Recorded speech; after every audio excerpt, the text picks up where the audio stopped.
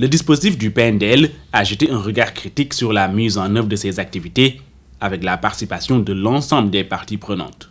La contribution du programme dans le champ du développement territorial est immense, une lecture correcte en est faite.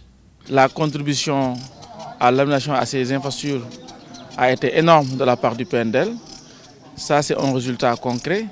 Je pense à l'ARD qui est devenu un relais incontournable, un relais stratégique dans l'accompagnement de la décentralisation et du développement des communautés, des territoires, mais aussi à ces territoires même. Je pense aux élus locaux qui ont aujourd'hui acquis un savoir-faire extraordinaire pour justement gérer la gouvernance de la manière la plus efficace possible.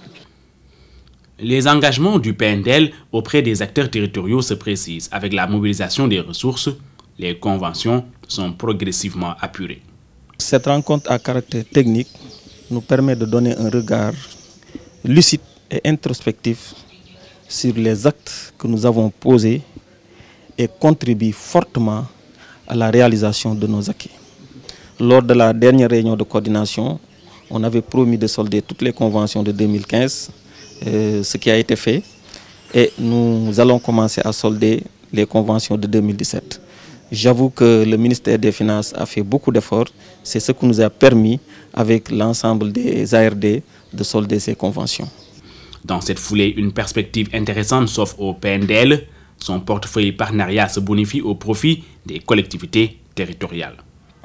Et je noterai les résultats très satisfaisants du programme de piste rurale qui a fait que la Banque africaine de développement a récemment, lors d'un conseil d'administration, approuvé la demande de financement d'un programme de désenclavement des zones de production.